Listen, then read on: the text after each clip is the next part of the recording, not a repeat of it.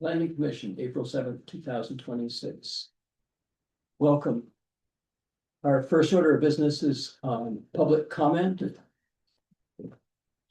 And we do not have public online.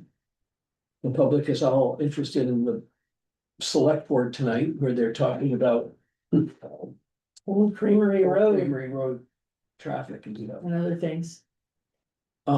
Any, Oh, Megan's. good. Any public comment from in the room? No, sir. Okay. Minutes. Okey dokey. Hi, Megan. Are you zooming from France? No, I'm actually in Sebastopol, California.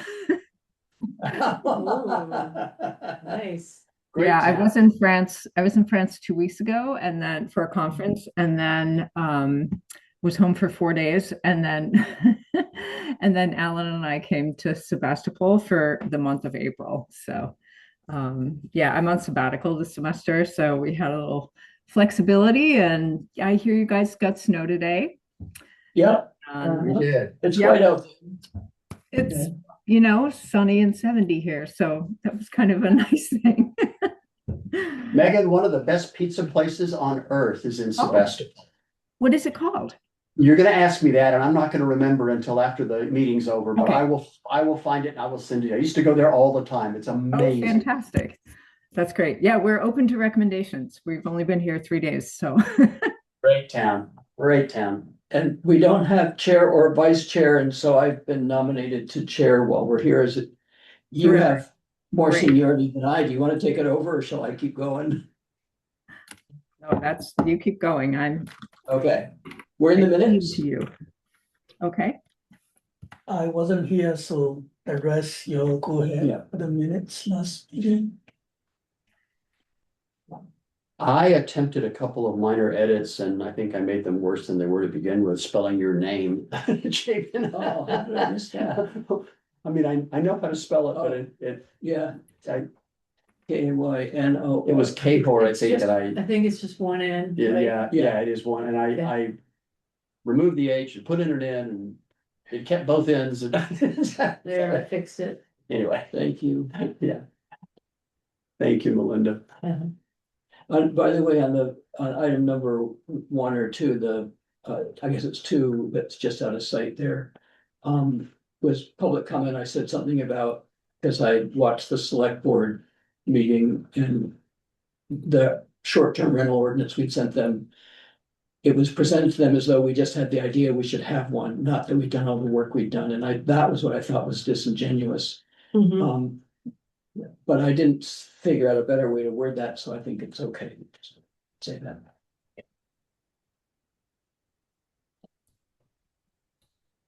Okay, and Megan, have you been through them? Or actually, you were not here, were you? Go to the top.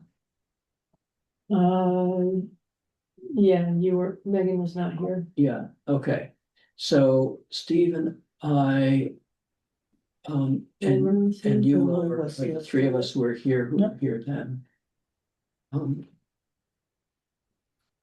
mean, you can still vote on the minutes even if you weren't there, but Yeah, some people prefer this. no, I just want to make sure anybody who was here and wanted to correct anything did. Mhm. I'm good. You did, okay, I had So- nothing else. okay, then I'd entertain a motion. Move to accept the minutes. As amended. Second. Okay.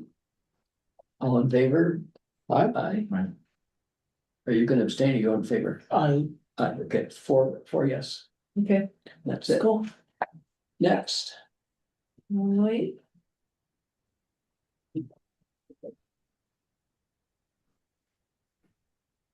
I just noticed that Alex Pinter has joined, from the public. And, so I don't know whether he wants to say public comment or, that's a good point. Alex, we've already gone past public comment, but did you come on to have public comment to the planning commission? Is it the planning commission you intended to join? Can they unmute?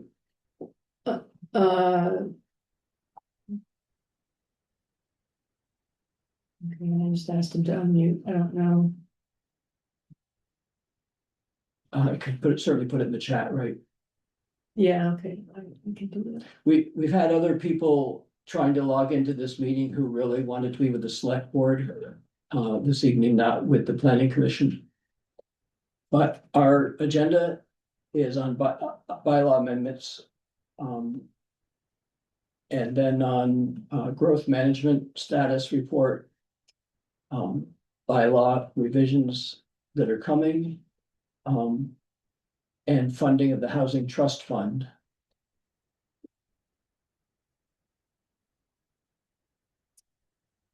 And so Megan has her hand up. Yeah, I was just wondering if possibly Alex was interested in the driveway question. Based on Yes, that would make previous sense. Right, interests okay, that he's had, so. No, I'm just observing tonight. Thank you. Oh, okay. Sorry. Just wondering, because I know you've had some activity in the similar area. Yeah, no, I'm just observing. Thanks, everybody. Okay. We've already passed public comment, but did you come for public comment or? At some point, yeah, I came for public comment, yeah. You're welcome to give it now if you'd like. I think I have more questions that need to be answered before I can Oh, okay. Is it voice one of my our, public opinion. one of our agenda topics? It is, Okay. yeah, Then it's you- Title 13, Okay. or Table 13, it's the Driveway. driveway with requirements, yes. Yeah, yeah. okay. Okay, And- then we discuss the time that we can talk about it. Yeah, so we'll Proceed wait till as per then. agenda. Okay. Would you introduce yourself? Kevin Brochu, I live at 76 Slate Barn Drive. Excellent. Yeah, thanks, meet y'all. Welcome. Select board, everybody's on the select board here No. except No, for. this is planning, we're all planning. We're all planning. Wait, commission. I Are thought you this looking was for a the select Are you board. looking for the select? It's next door. You're looking for the Yeah. select. We're more interested. What was that? Oh, so over in the big building? But Yeah, is there- there- Yeah, And it's going down right now. okay, is there not one? sorry about that, That's okay. No problem. Kevin. yeah. Cause they're gonna talk about it, they're talking about it next door. Oh, okay. And it's a little confusing because. Yes, because we heard. It's also on. Because you're also talking about it, Right. but it's more Okay. relevant. And I asked Kevin to introduce himself because I have a problem with age, which even though I know him well, Kevin Roshan. I couldn't remember either his first or his last name. Even though I know him well, he's a neighbor. So, let's go on to the bylaw amendments for, potential, I didn't understand what the potential substantial change is either when. That's the driveway with Oh, thing, okay. so, yeah, let me just try to explain it, this is. Let me pull that memo up, Yeah, the link came here and I didn't know. Which of these documents? yeah, so. All right. So during the process of drafting these amendments, this package of bylaw amendments. Staff had decided to include some amendments to the access chapter, namely creating a table of allowed driveway widths, and I believe I know we discussed it. We discussed it about like two Based on the weeks number of ago. units. Yeah, based on the number of units Yeah. and, however, this has caused, some problems for, a proposed development in the village and upon, upon realizing that, became evident that it might cause problems with any development in the village because the village, it's got historic homes, small, narrow lots, the driveways tend to be more narrow. It's also permissive of mixed uses, the jump it basically, the way it is now, 12 to 14 foot wide driveways allowed, but if you have a mixed use, that jumps up to a minimum of 20 feet wide, and that can create some problems with these narrow driveways, and in fact, it has created a problem. So the way that it's being proposed to kind of fix this is for the select board to make a slight change to the wording in that chapter, and to basically insert a sentence that 13.2.6.2. yeah, 13.6 point. Okay, Two six. this sentence, in the village zoning district, the DRB or administrator may allow or require a reduction in width per table 13A, but no less than 12 feet, so there's still gonna be a minimum of 12 feet wide for infill and adaptive reuse developments. The only question I had about this, and it was more for clarification for me than anything, is does this eliminate the need for the 4 foot? No, Whatever you call it, the the clear. Shoulder. clear- shoulders. And I think that Yeah, that is that's what I also was- explained in the memo, so, yeah. Let me see, does she explain it? Not really, but no, I think that would not eliminate the need for that 4 foot clear zone on either side, and Okay. that's. It sounded like, I think this is a question that Yeah. I'm about to put out there as a statement. Yeah, If there are trees and bushes and rocks and things on the sides that could impede a fire truck, for example, then those need to be cleared back to give us 4 feet on each side of the 12 foot minimum driveway. right, If there's nothing there, in other words, if it's flat, for example. yeah, Big question mark here, I assume that it kind of counts as a. Yeah. As a buffer on each side, if you. will. right, so it's just like, yeah, like you said, trees and bushes and stuff. Okay. That's the, So may I say though, this clause is giving some level of flexibility and prevent any hardship from any owner to have such requirement, right? So if it is only accommodate 12 feet instead of 20 feet, then we allow them to have it. Especially so if it is for infill or change of usage, right? But if it is brand new, totally different things, then this exception will not apply.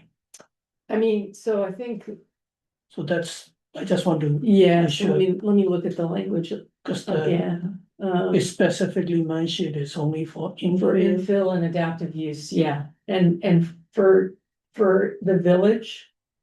That's actually all. Every that's gonna single be- thing will be like this. Is everything's gonna be infill, Okay, you know, there's nothing. Oh, sure, of course. Big giant Okay. development in the village. okay. And also, if you're requiring with the 20 foot for mixed use. Did you also then have to have 4 feet on top of the 20 feet? Exactly, So this is bringing it down where actually it's 20 feet of clearance, which is still a lot. yeah, so, well, if you have 12 feet. And then 4 on either side, yeah, right. So it's really 20 feet with no trees, No as an trees, example of a. Probably that's maybe why Alex Pinter was on. Their proposal. If I'm not mistaken, that they are the ones in the Lantman House, right? The ridge line. It's Matt, it's someone else, Matt Parisi and Blair Knowles, who are proposing the development of the Lampman House. Okay, Or in back of the Lampman Yeah. House, so that has trees yeah, very close to the driveway yeah, and clearing out. Even just 4 more feet to the side is gonna change it a lot. mhm. So we have to vote for this extra clause? No, so this is for your information and just procedurally what's gonna happen, So if the select board decides they want to make that change, that would be a substantive change, and then it Yes, has to come back to the planning commission, and you don't really get to say like, no. You're basically just acknowledging that it's been changed, and Okay, then the select board sets a date for another public, warns another public hearing. so basically staff have said this is what should happen, and it's already in motion. It's, yeah, it's, So it's, we're catching up and understanding it. yeah. Yeah, Great. okay, because, I'm also reading the news at the state level, this driveway activities has been some hot topics. Especially in rural area and all that. Act 181. Yeah, yeah, yes, but not this particular portion of it, but similar. No, although it does limit how far a road Yeah. can, the maximum length of a road and its driveways can be. Yeah, mhm, And basically that's for sure gonna be delayed. yeah, Implementation. yeah. yeah, all the good intention, but sometime. Yeah. So, Exactly. that's it. Any questions on this No, we agenda? are good, No, thank you. we are good, thank you for explaining. Yeah. Next up.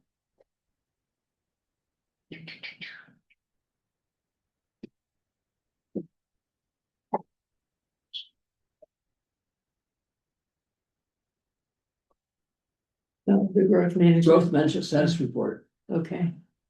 All right, You're gonna put on your Matt Boulanger hat. my, yeah, Emily. Your white hat. Okay. Yes, so, and I already, and Mickey, this is gonna be a sort of a repeat, because I kind of went through this at the housing committee meeting.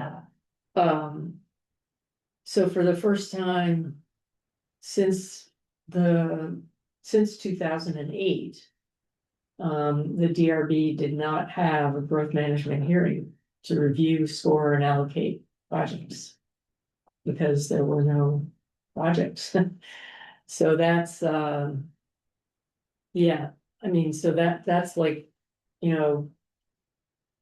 mostly because there's kind of been a slowdown in development, but also because there's some proposed developments that are choosing to go the inclusionary zoning route. Basically, there were two projects that would have been eligible, that were eligible for March 2026 growth management, did not file questionnaires. And those two were there was a proposal for 5 units at 7997 Williston Road, which later got revised. The project scope got revised, and now they're just putting in 2 additional carriage, or they're proposing 2 additional carriage homes. And then another one, 9 dwelling units at 35 Caroline Court, RZD. The applicant is proposing that as an inclusionary zoning project, and that is being proposed in a parcel that was originally planned to be a daycare, and he decided to scrap that and try to put in some homes. So. Yeah, so. Over the over the past few years, we've been doing some things to try to simplify, the growth management rules, and also inclusionary zoning, creating that option to, to give, sort of provide an alternative path for development. And this table sort of summarizes that alternative, or the paths, the different paths to development. And so, like, if you're constructing dwellings within the Taft Corners form-based code district, that's an administrative process. You don't go to the DRB unless you're planning new lots. You get a certificate of conformity, And, the allocation isn't subject to maximum allocation rules. You can get and there's basically no density maximums. And the administrator will, so the only thing that has to happen is for a project to get a certificate of conformity, they have to their performance standards have to meet the 40-point minimum score that they would have had to do in the growth management process. And then basically they get their allocation and then they go and get their sewer allocations. Kind of how it goes. And then for 4 or fewer dwellings, those are all exempt from growth management. And you just they go to pre-application and then they go to DP. There's no payment in lieu. If there's a development of 5 to 9 dwelling units, option 1 is to provide 1 home affordable and 100% AMI. Option 2, if you go market rate, you have to go through growth management, don't have to pay in lieu. If you are proposing a project with 10 or more dwelling units, again, option 1 is the inclusionary route. You either provide 10% of the units at 100% AMI or 15% of the units at, I think she got that switched around. It's really 10% of the units at 80% AMI or 15% at 100% AMI. Or if you're doing a market rate or proposing market rate, you have to go through growth management and pay in lieu. Is pay in lieu represented on this chart? Yeah, so it's the column all the way to the left. There's, basically the permitting steps, whether it's payment in lieu or not. So Oh, there we go. over there. And So there's only 1 yes. yeah. Um, And then if you're converting an existing non-residential building to residential, and building's 10 or more years old, they can be market rate or inclusionary. Either way, you don't have to go through growth management. You don't have to pay in lieu. If it's a hotel or a motel, that follows the same rules as any other development. If it's market rate, you go through growth management, and if it's affordable, then you bypass growth management. Okay. Does that make sense? Yep. Okay. So anyway, and then this is just the recent amendments. mhm. I'm not gonna go through them all. And then these are the projects that have undergone DRB review under the small projects exemption. So there have been quite a few of those. Most of them are in the ARCD. They're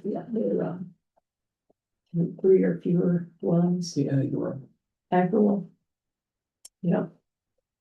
And then these are the projects that currently have growth management allocation. There's 5 projects with allocation in the rolling allocation schedule. And then there's the last project here is Windswept Meadows. the project's being called. Yeah, it's not on the rolling schedule. It has allocation, but it's outside of that growth That management. specific plan. Because it's a specific plan, yeah. Mhm. And that's just so shows you the status of those projects. And hello. Health Creamery meeting? No, that's next door at the town hall, back at town hall. Thanks, sorry. Yeah, You're welcome. enter Good through, night. enter through the back of the town hall and upstairs. Thank you. Have a good night. Take care. We're gonna get a few people. Sure. Yeah, so three of these, well, Summerfield's under construction, the annex is under construction, has been for a while. There's 8-unit development on Caboose Lane and the ARZD that is expected to file a DP soon. Sally's Way is technically under construction, but not much is happening out there, I can tell you that. And they're doing payment in lieu. Yeah, They're doing payment in lieu, yeah, they haven't drawn any permits for homes yet, they've just been very, very slowly constructing the streets, I guess. And then, 376 Mountain View Road, that was for 4 3 new dwelling units that expired, but they didn't file a DP. And then Sweat Meadows is technically under construction, or will be soon. And then as far as inclusionary zoning projects go. Let's see, there was one, the 5 dwelling unit is not, that got changed to a two dwellings. 35 Caroline Court. And then there is, well, actually, the 32 dwelling unit development at 88 Mountain View Road. They kind of, I think they misunderstood the meaning of inclusionary. They're actually going to be a payment in lieu project. And that would be, I think the payment in lieu will amount to around $150,000 eventually. And then an expired one. And then the 668 Zephyr Road was the first FBC form-based code building that was constructed. And that was a 38-unit apartment building, 6 units of affordable. Yeah, so. Yeah, and basically, payment in lieu, Sally's Way is a payment development. And then this just shows you the allocation table. It's not very full. So that's, yeah. And basically, like the way this works is that you can only allocate 50% or 50% of all of this allocation more than 2 years more than 2 years out, you can only allocate 50%. And then if you're a year out, you can only allocate 75%. So there's always like FY27, all of this is available, but FY28, there's 75% of the allocations available this year. and I And assume will that's all be to avoid surprises, be able to track usage and so on a little bit more effectively. yeah, and then, all the other years, only 50% is available. And that's in the growth center, and then this shows what's in the sewer service area outside the growth center. And then finally, the ARZD, nothing is really happening out there. So, yeah. Can I add something to the miscellaneous or public comment section of our minutes? Sure. Melinda, Mhm. I just noticed, because I went in to look at our agenda online, that on the planning commission main page, it lists our term ends, our ending term dates. That are out of date. So we have me with term ending in 2025, Mickey at 2025. Oh. On On the main page. the main Okay. page, it's just the dates. We've the been term- reappointed. right? Yeah, we were reappointed. Yeah. The term expiration dates need to be updated. Okay, Sorry for that. no worries. I will write that down, expiration They dates. didn't want to tell you guys, but Yeah, but we Yeah, haven't, overstay. we haven't been well for 2 years. Overstay. Yeah. Politely. Any questions about all that on The table. the tables, the growth management staff report and the rolling allocation table? No, I just have the clarification there. Can you go back up a little bit? Go back up. Yeah, so this table say 1 to 18. These are the one that we already approved. Yes, But the thing though is that if they don't manage to utilize or build, that slot is carry over to the following year to the following year, then it becoming wasted slot in a way or not? You know where I'm coming from or not? Does it go to the coming year or does it go to the next year that doesn't have a full? it just falls off. Is that no go? But the it next doesn't one? carry over. But the thing is that if anybody want to do the following year, it got limited by 18 that we already allowed in the previous year, Mhm. right? Then it jammed to everybody, right? It's some kind of like a snowplow impacting the later years. Why can it be? We already approved it, so Oh, well, You know no, what? so once a project gets allocation, they can build. They can Whatever. just start, yeah, but does it account on the following year become a jammer for everybody else? That's how I see it. Right, this 1 to 18 have been jammer for next 5 years. If they don't build it, then it becoming a problem, or this is just all these are all separate. You know what I mean? This, Separate allocations Yeah, of capacity. yeah, um, I assume this is a Glazer one. this, so 2118 is, I Has to believe be a that is Glazer. Summerfield, no, it's not. Awesome. Glazer's not in the table, Oh, because they did a specific plan, so they got their allocation sorted out. annex 3118 is annex. Yeah, so that's all, yeah, of course, that's all, this is all annex. So this is all total allocation for annex. Mhm. Okay, got it. And if it were included, it would be in the yellow section outside the Oh. growth center, but still in sewer service. Mhm.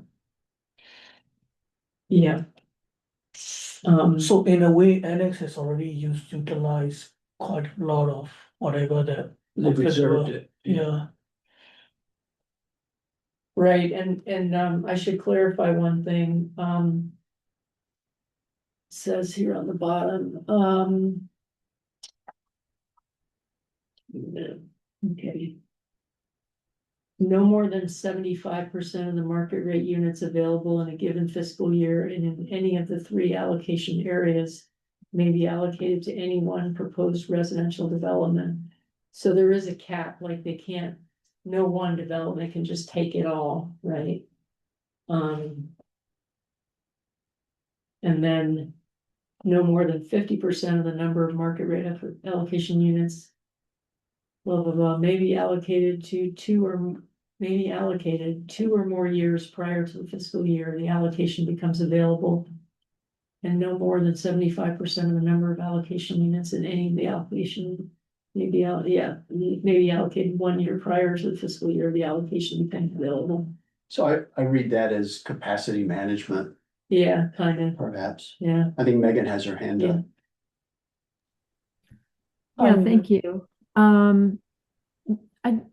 Reading through the materials this morning and then, listening to the conversation. And then also following along with a lot of the state level efforts to spur additional affordable housing in particular. I wonder if we want to revisit the question of kind of fine tuning or perhaps even throwing out the window growth management. We've talked about it periodically over the years, and in times when we had a lot of development pressure, it it allowed us to do some really good things in terms of concentrating growth in the growth center. And even form-based code is very dependent on a certain amount of growth pressure, development pressure, I should say. And I'm just feeling like the tides are kind of shifting. And I wouldn't want Williston to be putting, to be maintaining barriers that made a lot of sense 15 years ago, while kind of shooting ourselves in the foot in terms of especially affordable housing development. So I don't have a question per se. I just wanted to kind of put that out there as something that we may want to revisit at some point. I know, Matt has pondered this periodically as well, and and Emily as well, and we've kind of had conversations, and we've obviously tweaked growth management a lot. It's very different now than it was even a few years ago, but I think we need to kind of keep a little skeptical eye on it as in the next year or so, and see what is working and what maybe isn't. So it was just a comment. I agree with you, and I think Shayla feels that way too. Yeah, I think she's expressed it. So this is probably an artifact that will go away, Yeah. much like the way we do sewer allocation. But this is to me to look more like psychological barrier rather than an actual barrier, because we haven't turned out any project because of Right. this today. Even all this allocation from the way I see it, in reality, none of that is really going to happen in a way, right? So that it's doesn't really blocking anybody. The real thing that's happening is up there. Yeah, I mean, yeah. I guess, Are those- can I follow up to Mickey's comment? I think you're right, but there is already a reputation among the development community that Williston is really hard to deal with in terms of the the thresholds, the regulatory thresholds that we have, and the hoops that we have historically required, especially larger project developments to go through. And I don't, my sense from conversations over the past few years is that there aren't really a lot of pieces of land that could be developed at such in such a large number of units that remain. But I hope that the development community is seeing. Uh-oh, Oh, we lost her. we lost We you. lost you, Megan, if you can hear us. Uh-oh. You froze. Or did we freeze? No, we're not frozen. So then if we were to entertain, Hey, Megan, we can't, continue. we lost you for a little bit. Oh, I'm sorry. Lost you for about 30 seconds. Oh, okay. I'm so sorry. I'm not used to this Wi-Fi yet. Anyway, it's no big deal. I just wanted to say, I hope that the development community is recognizing that our changes have made it easier to develop in Williston. But we are now more picky about things like the form-based code issue and then inclusionary zoning. So just a kind of general comment there. Yeah. Yeah, And the chart on the wall, Melinda, do things get checked off there only when they get when they get, occupancy permit? no, when they get permits to build. Okay, when they go Yeah. through final plan. or When whatever. they get an administrative Yeah. permit to build. So to us, the goal could be how fast could we do on all these procedural things? So let's say if somebody submits something, our goal is, let's say, 3 months or 1 month, or I don't know, whatever time frame that we want to go for each of the phase. And then we could stick to it. That kind of thing is more substantial and countable than anything psychological, right? Which is real, right? So if they have to do 10 different hoops, every hoop, we should say, okay, within a week or within 2 weeks, or I don't know, whatever time frame that humanly possible, right? And we stick to it, and we can promise to them that that's what we'll do. That I think will be helpful, right? Because which means that we're demonstrating that we're working with them to resolve all this, right? Yeah, I mean, I think there's some balance between, giving the public enough notice so that they can provide comment and giving the departments enough notice so they can also provide comment, but there are statutory limits Yeah. as to how long we can take how Do long the something. DRB can take to, make a decision. So, yeah. Yeah, so if we able to comply with this, that's a first step, and we Mhm. can demonstrate them that that's what we have been done in the past. Yeah, Right, so that they cannot say, you guys are dragging your feet for, I don't know, forever to eternity kind of thing. That's not true, right? This is a fence. yeah, right, because, like I said, if we did take longer than what's allowed by statute, then it's basically a deemed approval, is what state law says. Oh, Deemed so then approval, it's, Yeah, so that gives the town an incentive to, you know, to adhere to these statutory limits, time limits. Shall we move on to yes, potential bylaw revisions? Um, Don't look now, but we're like exactly on schedule. oh, wow. Shucks. There. Had to say it. This is all, honestly, I'm not sure why this is being put on the agenda over and over, but I think this is, you've seen all of these, unless changes. is there any more new changes though since we saw it last time? Not to my knowledge, I don't think there is, but, if you have any suggested, yeah, public safety. Yeah,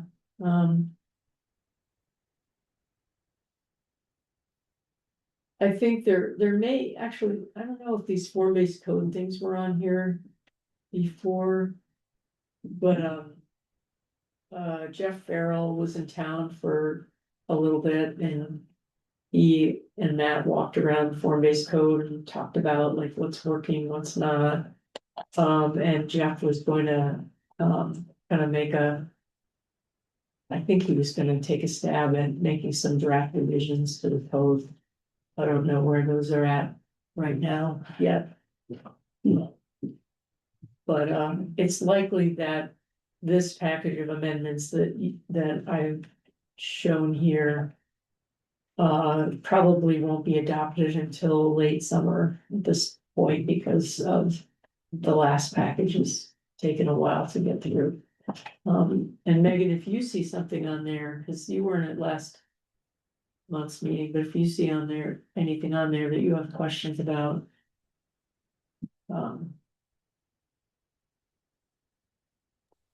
Yeah, sorry, I can't possibly see that on my screen, so I'm trying to find where I had it open already. Oh yeah, I got it. Yeah, no, I skimmed through these and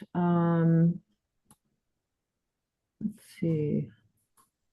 I don't think I had any questions about these. They all seem fairly familiar and like we had talked about them and not really they didn't seem terribly like weighty or controversial. Yeah, I mean, we'll see what happens, looking at the wetland and wetland buffers. We'll see what happens with the executive order, but, that might be something that might, be somewhat controversial, like if. kind of thinking about, you know, the watershed buffers and if we wanna allow any like flexibility in certain areas or, that kind of thing. So, we'll see. I often wondered why solar isn't allowed in wetland buffers, and I realize you don't want to disturb the soil there, but. Mhm, um, yeah. I would keep roads out, keep building out, Mhm. but I wasn't sure about panels. Okay, so shall we move on to the draft white paper for funding the Housing Trust Fund? Sure. Mhm. Um. Oops. Okay. So this was inspired by a top 20 action in the town plan to evaluate and review mechanisms of funding for the Housing Trust Fund. So I did some research. I don't know, emailed a bunch of towns that I knew had housing trust funds and looked up online some, you know, some information about them, et cetera. And I don't know, wrote up this little white paper. So basically, yeah, I mean, I'm not gonna read through the whole thing, but I'll just try to summarize it. You know, just the introduction talks about housing needs, all very familiar to us. And then how the housing trust fund kind of fits into that, into addressing those needs. And then I kind of discuss like a comparison of the Williston's Housing Trust Fund and the Environmental Reserve Fund. Mhm. Because both are sort of similar, you know, setting money aside to, you know, either for housing or for land, And so that you have something there when opportunity comes up, right? matching funds particular for grants and stuff. Yeah. So the Housing Trust Fund was established in 2017, but it has been underfunded, I would say, since its inception. This is kind of the record of funding. So only 4 out of 10 years has there been any funding at all, and the average has been $15,000 of allocation, and the fund balances are at around 54,000. And is that because there hasn't been, sorry to interrupt, there hasn't been a put into place a sort of a regular funding mechanism on an annualized basis? Yeah, exactly. So that's what sort of occasioned the research into different ways that it might be The funded. payment in lieu by developers hasn't come into play yet, but will. It will, yeah, it will. Sure. But we don't know yet, like, how constant that will be. Yeah. So, and then, you know, the Environmental Reserve Fund, in contrast, it's a much more You made it long-standing. look like Environmental Reserve Fund is a big success. Well, I mean, it It is. has a lot of success, but we were unable to like buy the rights to the glacier property, which would have been Mm, it was identified as the top priority to preserve in this area on the Conservation Commission's planning. Because of wildlife paths and views and so forth, and we had no option to do anything except to go through the specific plan process. I mean, part of that was because the owner he chose not to, like, his priority was to build homes on at least a portion of it. I mean, that, you know, so it does take a willing landowner, but you're right that there was not the funding at that time To meet their goals, I know they've estimated they need 150,000 a year or something. yes, So this is good, but not as good as its goals were. right. So, I mean, yeah, I do sort of paint it as a success Yeah. story because you know, I mean. I don't know, in my mind, it has been very successful and. That the town has already conserved 16% of its land area. Is, you know, Yeah. and is more than halfway to the goal of reaching 30% by 2050. So. Anyway, you know, just. Posing the question, you know, can the town achieve similar success related to housing? And when we created the fund, we recommended the select board that they put money in it regularly, and they've been reluctant, like with many things, Yeah, to fund the long-term goal things. right, The environmental reserve fund included, where it's had to go before the voters the last 2 years. yeah, That yeah, these are long-term goal objectives, and we will fund short-term things like fixing the roads and hiring police and fire, things like that, but we won't invest in the longer-term ones. And a library probably is a good example. People have a hard time getting their arms around the idea of spending that much money yeah, for a long-term investment. yeah. Yeah, so.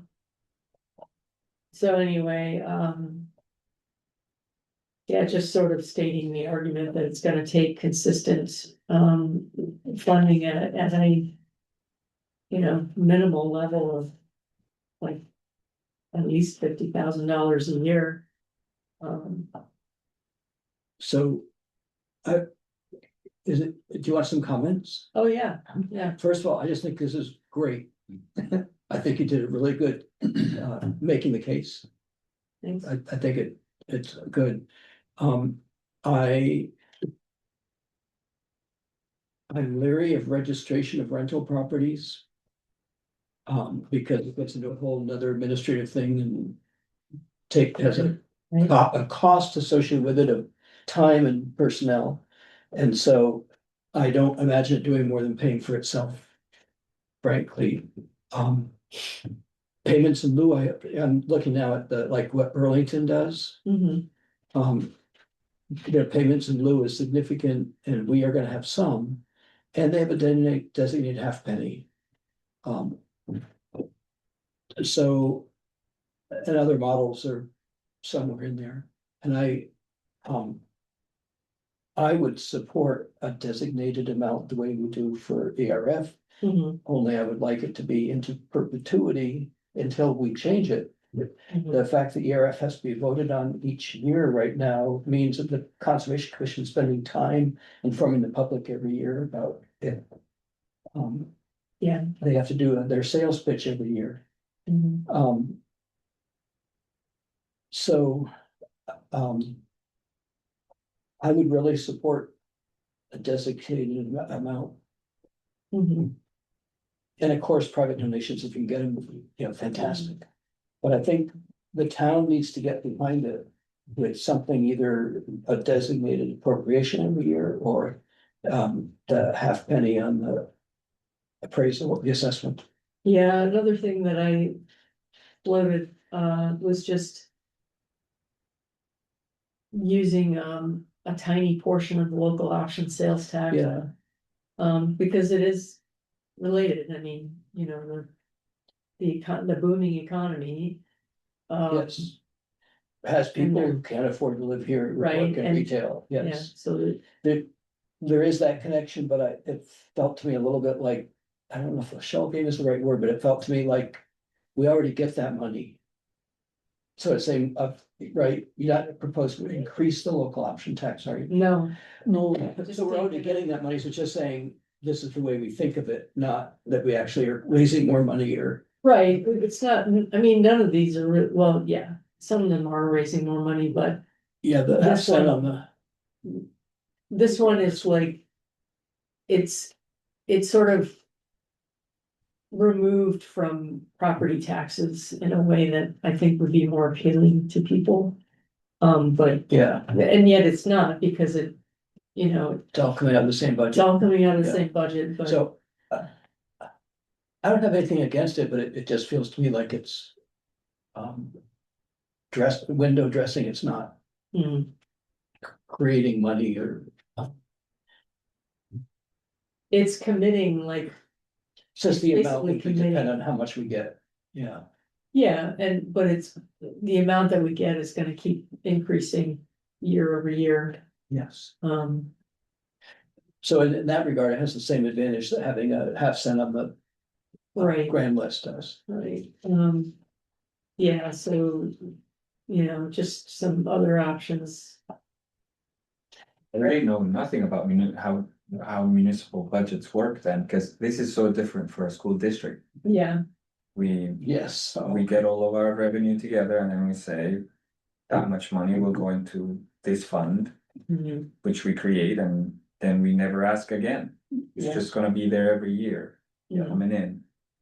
So this is very interesting, the different options of revenue. And sometimes frustrating. Well, I bet it is. I'm just reading it. It frustrates me a little bit. Because why does it have to be so complicated? yeah, Right. yeah. And is there more discussion planned about this idea of long-term goals? How do we meet long-term goals?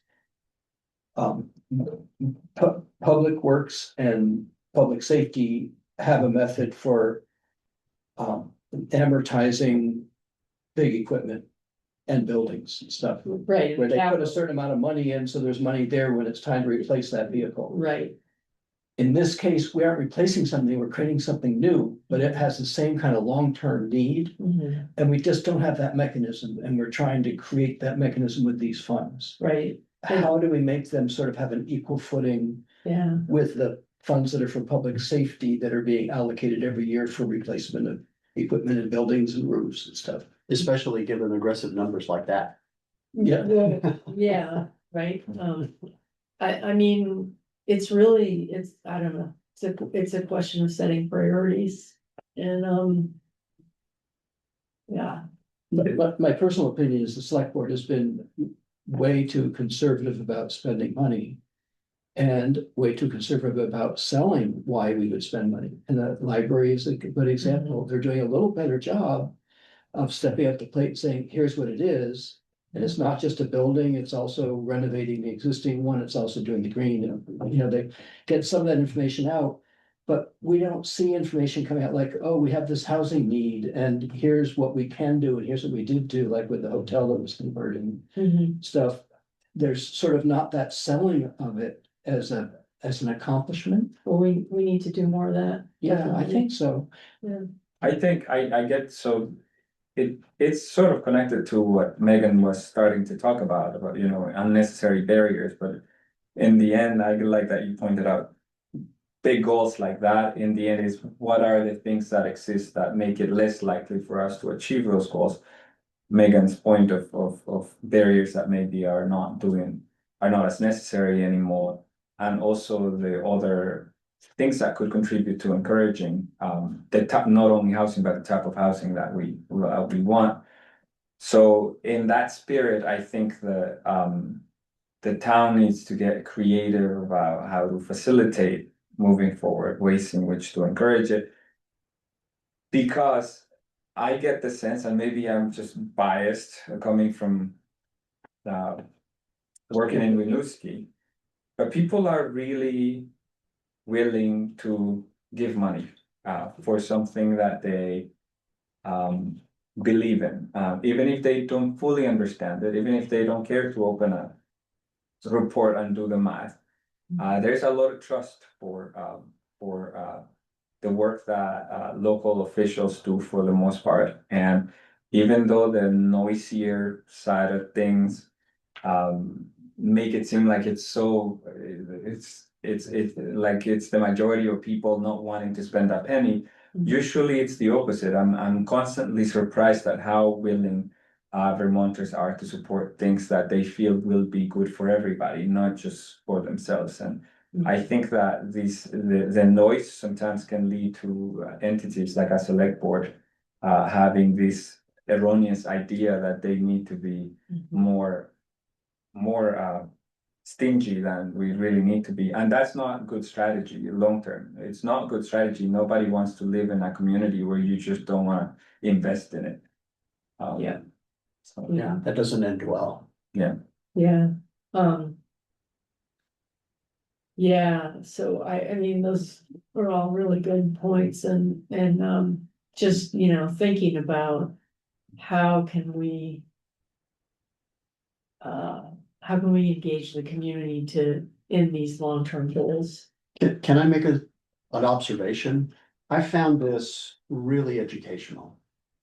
I really did. I mean, yes, we've talked around a lot of these things, but I'm still relatively new to all the grand details that have gotten us where we are here. So a lot of this is new to me. And for example, I know a lot of people come to work in Williston. I had no idea that 11,000 people a day come here to work. I mean, that's a big number. I knew it was big, but I had no idea that it's Yeah, kind of more than the population of the town.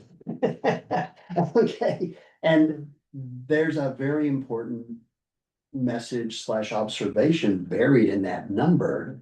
And that's just one of the things that I took out of this. So my hat's off to you. I think this is really, really good work. And I think this is a good start on some of the stuff that we can start to develop to educate the community more. mhm, I mean, honestly, I don't expect the community to read a white paper Yeah. because they're not gonna read a white paper. Yeah. But the material that's in this white paper is powerful stuff, and I think we need to maybe have a conversation at some point about how do we turn this into information that people will quickly and easily digest and go, wow, mhm, I really didn't understand that before. huh, One of the thing that trigger point for this too is that we do seems to have an opportunity to start funding bigger project that would benefit all this affordable housing and all kind of stuff, right? But the thing though is that we don't want to have a cut in front of the horse, but I think this is necessary in order for us to kickstart the other enablement, right? So I think like what Wilmer was saying, though, when to sell it, give people a sample of if we have such thing, we can fund these kind of project, which will benefit the community, right? So I think we have to put the story together and then we're gonna sell it, right? But it's current economic condition and the environment is also where, every single tax increase is being challenged, so mhm, we have to make sure to, even if we successful or not successful, but we have to put it in front of the people so that they can make a so-called informed decision about it, right? mhm. Even if we do everything, it will be another 1 or 2 more years until it will be in front of people, but we have to do that now, Yeah, right? Or else it will never happen, right? Yeah, we have to Yeah. help them be informed. Yes, yes, And to me, it's about investing in the future correct, as opposed to meeting the needs of today. yeah, yeah. So What a concept. Yeah.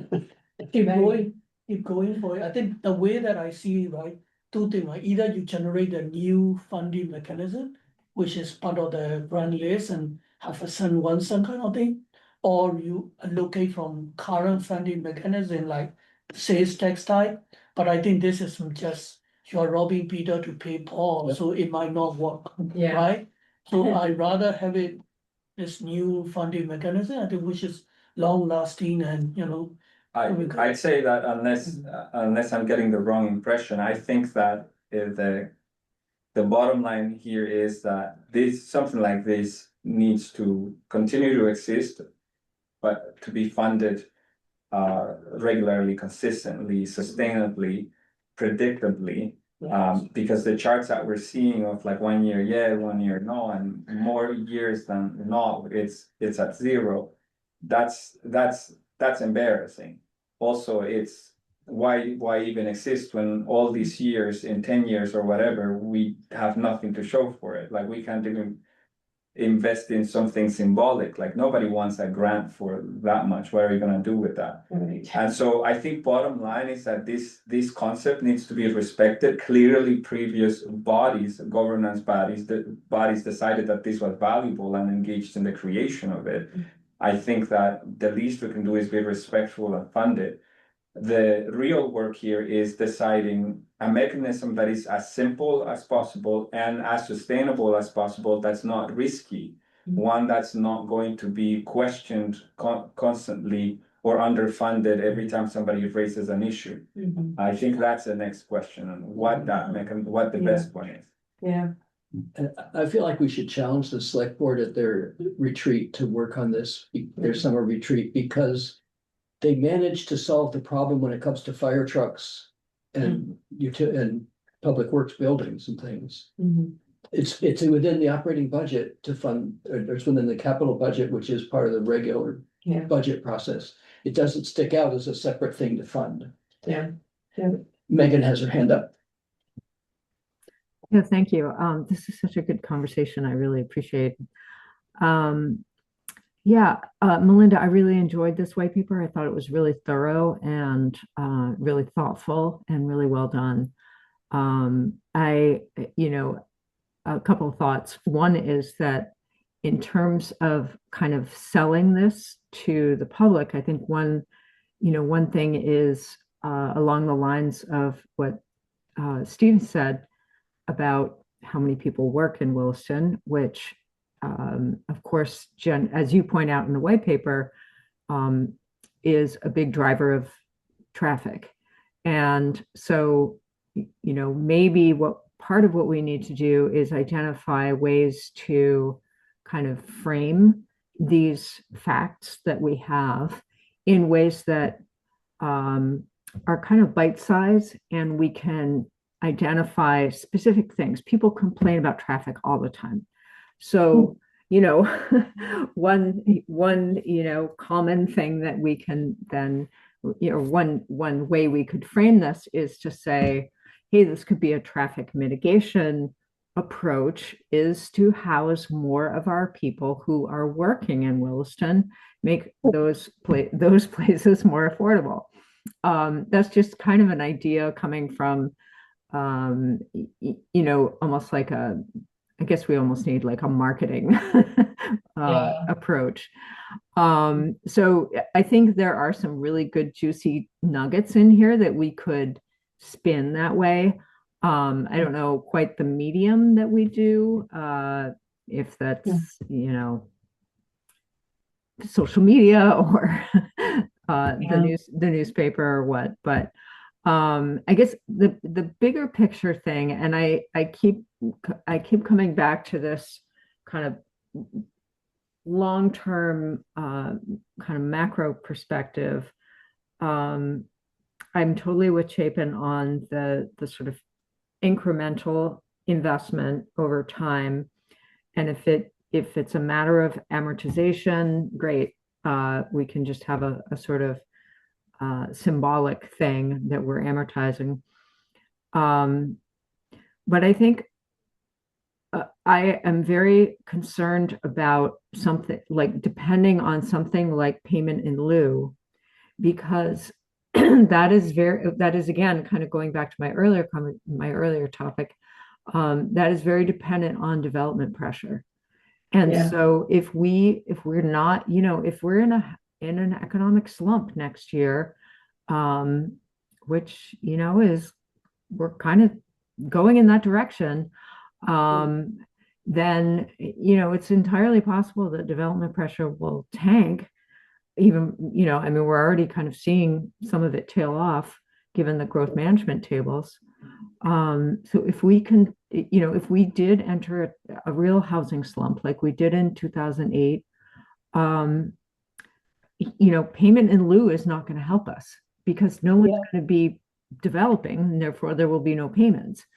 So I guess this is a long way of saying I really like the idea of having a durable mechanism that is, very reliably funding the housing fund. And, if that's through the special options tax, or if that's through, some other line item in the operating budget that the select board gets behind, I think that is the way forward. And maybe payment in lieu is kind of like the frosting on the cake, right? Like we get an extra boost those years, but I am very worried about depending on that. And really having that be a main part of where we're finding the funds for this. Thank you. Yeah. Welcome. We passed you all still here. Sorry to interrupt. Because so many people come this way instead of integrated over You, I'm chairing by default. Do you want to give a report on, what's happened over there. how the select board hearing went? Yes, so the select board held their public hearing on the bylaw amendments. They closed the hearing. They did not take action on the amendments. They took a whole lot of testimony, as you might be aware, about driveway widths. Yeah. And How did they react to the memo on that? so what they want is they want some input from the planning commission on the language, either in the memo or any other language related to providing flexibility for driveway widths that they can consider at a future meeting. If they choose to just adopt what was transmitted to them back in January, which doesn't have the flexibility, procedurally, they can just do that at a meeting because they've held their hearing. If they choose, if they get something from you that says we advise changing this, they will have to hold a hearing on those changes. They will actually have to transmit that back to the planning commission for comment, even though you're the ones theoretically giving it to them. And then they will have to hold a second warned hearing. So if they want to change anything, they gotta hold another hearing. So we don't have to talk about driveways too much right now, but we'll bring that issue back to all of you to talk over a little more detail and craft a memo to the select board about any possible changes to those proposed driveway standards. Speaking for myself, the letter that I think you wrote to the select board about the change that we hadn't discussed here for in the village having the ability for administrator to change made total sense because we are relatively densely developed, relatively there's a significant aesthetic cost to making driveways wider than they need to be functionally. And so there may be circumstances where, to me, it's, I mean, I can think about the driveway at Ridgeline real estate right across the street from my driveway. Because it goes through trees. It was put through trees on purpose, and they're mostly sugar maples, but not all sugar maples. And if you were to cut, it would change the look of that tremendously. And I know when John Lambert put in Lambert Lane, because the town thought it might eventually swing around to the school, and they made him do it to the specs for a town road, he had to take down all sorts of trees, and it made it really bare compared to how it had been. That's Lambert Lane, which is sort of the next one down. So I can see how in the village, you might want to be balancing aesthetic and other considerations. However, how do you balance them with safety? When the fire department says we need this much width or something. And we were just calculating that in the memo, it says 12, it could be 12 feet minimum. And then if there's 4 feet on each side that has to be clear, it's really 20 feet of clearing, which is significant. So we'll start prepare the proposal and then we discuss about it at the next meeting or the following meeting. Is that the plan to go? Yeah, I'd like to spend a little time thinking about it, based on some of the testimony we heard tonight. One of the challenges is we have a bylaw amendment that's pending, and because it's pending, it's already bearing upon an application. So there's provisions in state law that make pending bylaw amendments applicable to applications, and it basically just prevents somebody from chucking Trying to sneak under. proposal in under the door, right? And trying to get ahead of something they know about. So there's what we call bylaw vortex, where you have to meet both proposed and adopted bylaws until the adopted bylaw runs its course and is either adopted or not. But the testimony the select board just heard from some of the neighbors, which I'm guessing once we get this on our agenda, you're gonna hear from some of the neighbors, which is all focused around the Lantman house and the Lantman driveway. Really gets at the heart of the balance between, you know, vibrancy and infill in the village and design standards and some of the friction that comes when we put more things closer together in tighter spaces, right? And so all of that, plus just functional concerns related to safety, the intensity of use of the driveway, the aesthetics of what happens when you provide those clear zones. It's going to be a balancing act to come up with something. What I'm thinking I'm probably going to add to the language that Emily already drafted about some flexibility is probably some findings that the DRB or administrator would need to make in order to grant that flexibility. And we can go into, you know, somebody asked tonight in the testimony, well, what's the plan for the village? What's the intent for Williston Village? What is it you're trying to do here? And how does having a driveway standard or not, or a flexible one or not, fit into that overall vision? And I had all kinds of answers that I wanted to give for that. And you all do too, because many of you went through the village bylaw and went through the town plan. But this is a chance to have that play out in some really nitty-gritty policy and think about under what circumstances in the village should the DRB or administrator be going off the script of that table of driveway requirements. And, you know, can they do that in a way that balances safety, aesthetics, access, impacts on neighbors, and all the other things that are kind of coming to light in this particular project. And you can't avoid that sometimes you'll be in the middle of a bylaw amendment and someone whose project might be affected by it is also proposing a project at the same time. And that was Chris Snyder with the form-based code. It's been others in other cases. So there's a little more intensity. It's a little less theoretical than it usually is. Part of why I don't want to just have it all out tonight and bang out go to the select board tomorrow morning is to give that a little bit of breathing room and give you all some time to prepare for that discussion. We can spend some time at the next meeting on it. Okay. Sounds good. Do you need to go also check with the relevant department if there is any changes of any impact, especially with this fire department and all this?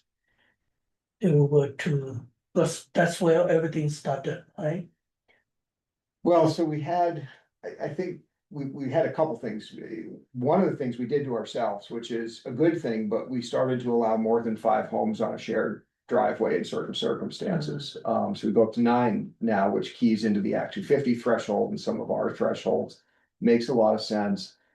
But our very first applicant with more than 9 on a driveway, Jason Adams, had 8. Fire department comment said, you know, this driveway is really ought to be 20 feet wide. It ought to be function as a fire lane at this point. And that applicant said, I'd really like to do that. I'd really not want the driveway rules to limit me to that. And as we started looking, I said, well, geez, now that there's 9 houses allowed on a driveway, that probably should be a bigger driveway than a driveway that goes to 1 house. How can we do that? Let's put a table in. But those numbers are always going to be favorable for somebody and not for someone else. And here we are.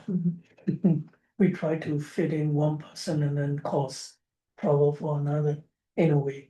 Yeah. Good intention. So flexibility is a key then.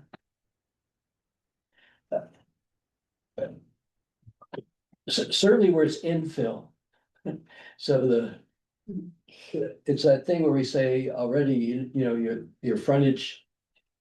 We have a rule about frontage, but it also can be adapted based on the houses on either side, right? Because that's an aesthetic consideration, whatever.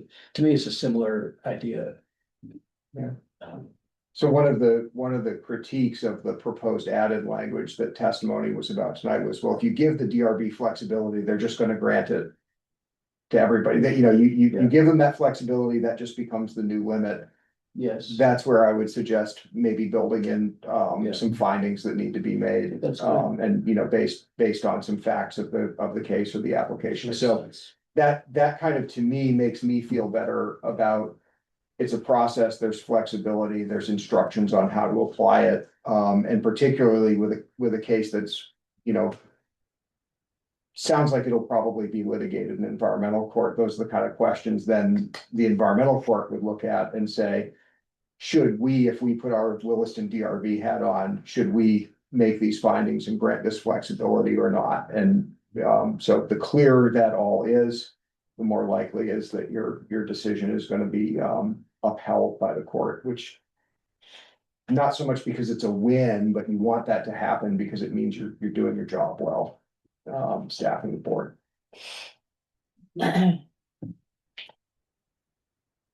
So the thing that we had probably the most productive discussion to share with you guys coming back is about funding the Affordable Housing Fund. Mhm. Where we can observe that Public Works and Public Safety have figured out a way to include long-term funding for things like replacement of big equipment, roofs, buildings, through allocating certain funds over time, whether it's a capital fund or a operational fund, it doesn't matter. They have it. It's built in. It's not something that the town is voting on every year. Whereas when it comes to the ERF or the housing fund, we feel like that's funding future work, but it's less specific. Mhm. We don't know what the future work is.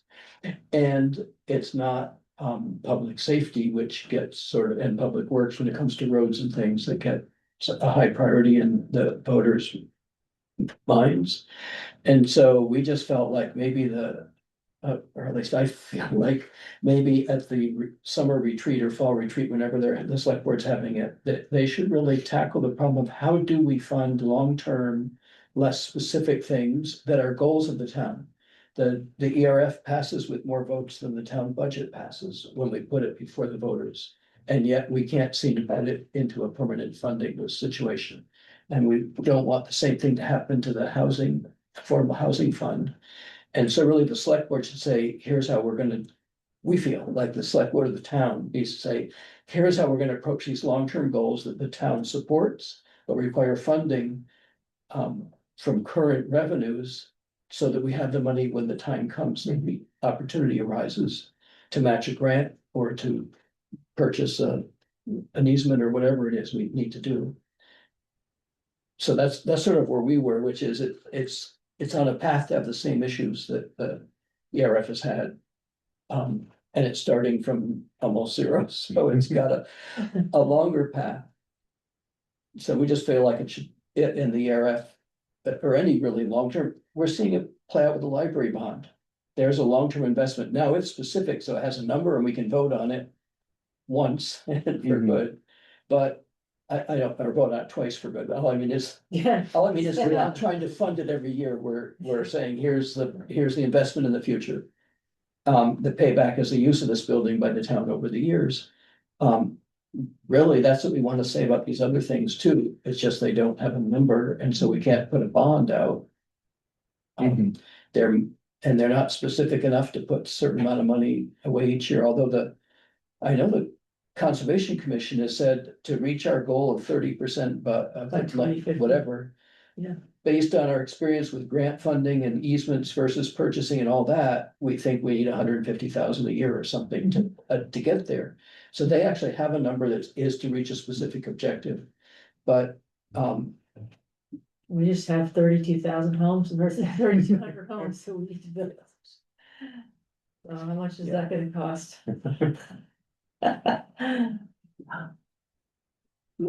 so we'd like to challenge the select board to figure out, and maybe the town manager, how would they propose budgeting for these long-term objectives that doesn't shortchange them or put them in the feeling that they are having to defend things to the public that they don't want to have to try to defend every year. Right. Okay,